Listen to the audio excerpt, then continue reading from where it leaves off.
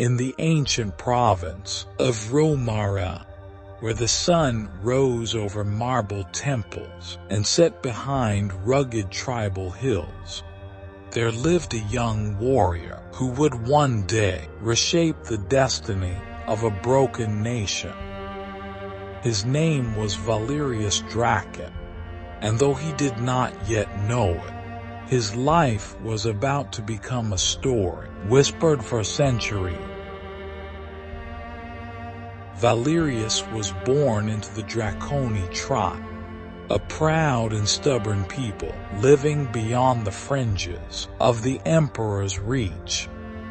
Their legacy was long, carved from countless rebellions against tyrants who believed power belonged only to the noble-born.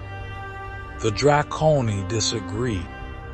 They believed power belonged to those who protected the weak. Growing up, Valerius witnessed the divide between nobles and the common people. He watched armed soldiers seize grain from starving farmers.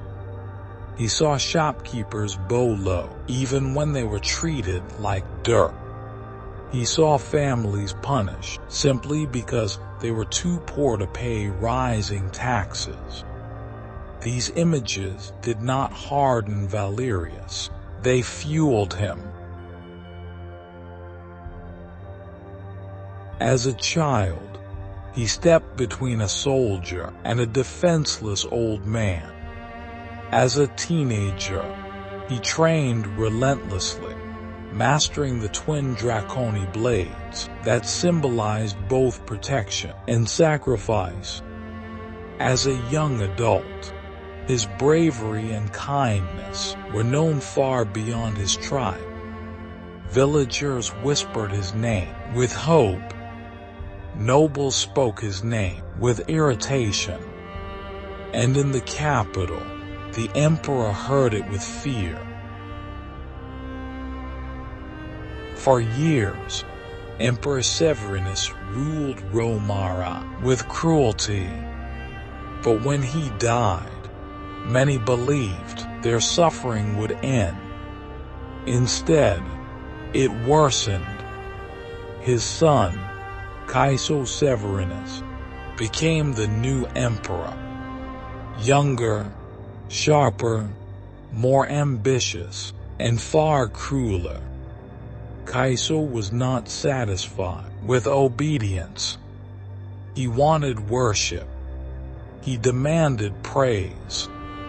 He thrived on fear, and he resented anyone who attracted admiration that he believed belonged to him alone. Valerius, a simple warrior loved by the people, became an unintentional threat. Day by day, Caeso's spies reported the same troubling message. Valerius is respected. Valerius is trusted. Valerius inspires hope. For Caeso, this was unacceptable. A feared tyrant cannot tolerate a beloved hero. Despite his growing reputation, Valerius lived humbly. He trained villagers, protected caravans, rebuilt damaged homes, and stood up to corrupt officials whenever he crossed them. But even a warrior's heart needs a haven. For Valerius, that haven was Ira, a healer of gentle wisdom and unwavering courage. She mended wounds, calmed fears, and brought peace to those who suffer under the emperor's harsh rule. Together, they represented a future the people longed for, and a future the emperor despised. The more Valerius inspired the common folk, the more Caeso grew determined to destroy him, not through battle, but through humiliation. the emperor sought to break the man by shattering what he cherished most. One night, as Valerius aided a distant village, a group of elite soldiers crept toward his home. They moved like shadows, silent and swift, armed not with honor, but with orders born of jealousy. Ira fought back with everything she had, but she was outnumbered. The soldiers restrained her, dragging her away into darkness. When Valerius returned, his home was a ruin: splintered wood, overturned lamps, scattered belongings. A golden imperial dagger had been pressed into the table, just to ensure Valerius knew exactly who had stolen the love of his life. Ira was gone. Valerius stood in the wreckage for a long moment, breathing slowly, letting the shock settle into something far more dangerous than rage: cold, unshakable determination. Valerius knew who had taken her, and he knew why. The emperor wanted fear. Instead, he created fury. At dawn, Valerius left the hills of the Draconi and walked toward the capital.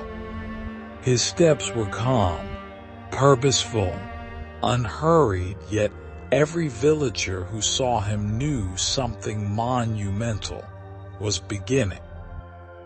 People stepped out of their homes, watching him pass with silent understanding. Some followed him, then more joined. Within hours, Valerius was no longer walking alone. A stream of villagers trailed behind him: farmers with tools, traders with staffs, mothers clutching their children's hand. They came not to fight, but to stand behind the man who had always stood behind them. As Valerius entered the city, crowds gathered along the streets. Nobles watched nervously from terraces as ordinary citizens abandoned their daily routines to follow him. The city had never seen anything like it.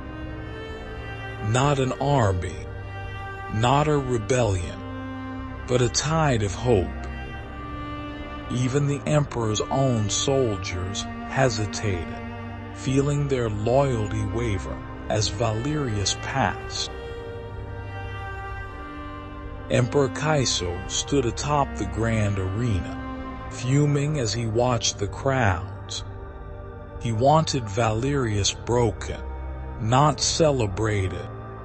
He wanted the people terrified, not united.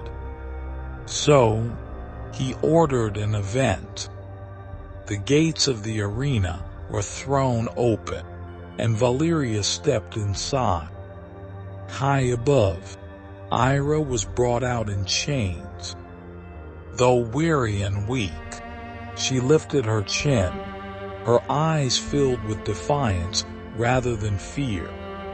Kaiso, the emperor, prepared a spectacle designed to humiliate the Valerius once and for all. The crowd expected entertainment. Instead, they witnessed the beginning of a revolution. From the arena gates emerged 3 elite gladiators, champions known for leaving only blood in their wake. Valerius stood alone against them, but he did not stand afraid. The first gladiator attacked with overwhelming force, wielding a massive warhammer. The ground trembled with each strike, but Valerius moved with precision, using the warrior's size against him until the giant fell. The second gladiator fought with a flaming chain, striking sparks into the air. Valerius narrowly avoided the fiery lashes, seizing an opening and turning the chain back onto its wielder. The third gladiator was swift, silent, and cloaked in black armor. Every movement carried deadly intent. Their duel was swift and brutal, blades ringing across the arena. Yet even in the heat of battle, Valerius's strength was his love for Ira, his determination for the peace and prosperity of Draconia defeated them. And that act of bravery changed the course of the fight. The people had seen resilience before. They had seen strength before. But compassion and unshaken courage inside an arena built for cruelty that shook them to their core. For the first time, the crowd chanted Valerius's name, not as entertainment, but as a leader, as a protector. Caeso, the emperor, had tried to break the Valerius. Instead, he elevated a hero. And then, something strange happened. Enraged, Emperor Caeso descended into the arena himself. The battle between ruler and Valerius was fierce. Caeso fought with desperation, striking wildly in an attempt to reclaim control. Valerius fought with clarity, focused on ending a reign of terror. The emperor's attacks grew sloppy. His strength faltered, and finally, Valerius struck true, disarming Caeso and sending his weapon skidding across the sand. Silence fell. Then the people surged forward, not with violence, but with realization. Cruel emperor had fallen. Their hope had risen. Ira was freed and rushed to Valerius, embracing him as the arena erupted in triumphant cheers. The courtiers fled. The guards laid down their weapons. And the people did what no law had ever allowed. They chose their leader. As evening settled over the city, Valerius stood before the crowds. His armor was dented, his body bruised, but his spirit unbroken. The elders of Ramara approached him with reverence, recognizing what the people had already decided. Valerius had united tribes and city folk alike. He had protected the helpless. He had faced cruelty without becoming cruel. He represented the Ramara that had always been dreamed of but never realized.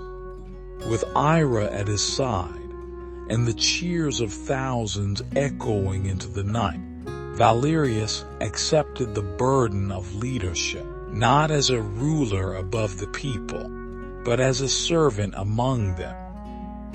Under Emperor Valerius and Empress Ira, Ramara transformed.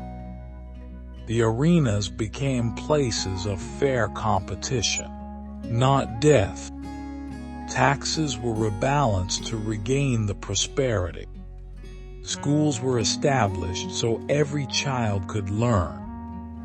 The Draconi tribe became guardians of the entire nation. Their honor no longer questioned. People no longer lived in fear.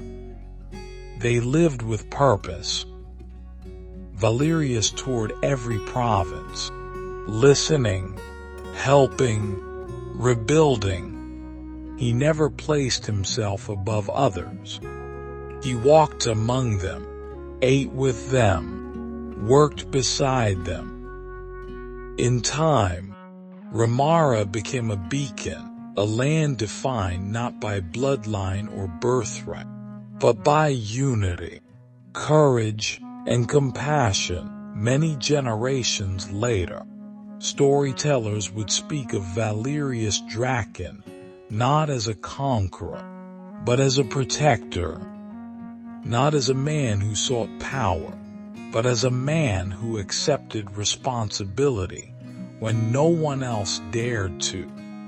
They would remember how he turned pain into strength, how he led without cruelty, and how his love and his people helped him overcome a tyrant. He became the symbol of a truth Ramara almost forgot. And so, the legend of Valerius, the flame of Ramara, burned on, lighting the path for all who would choose justice over fear. A warrior's greatest power is not his weapon, but the heart that guides it.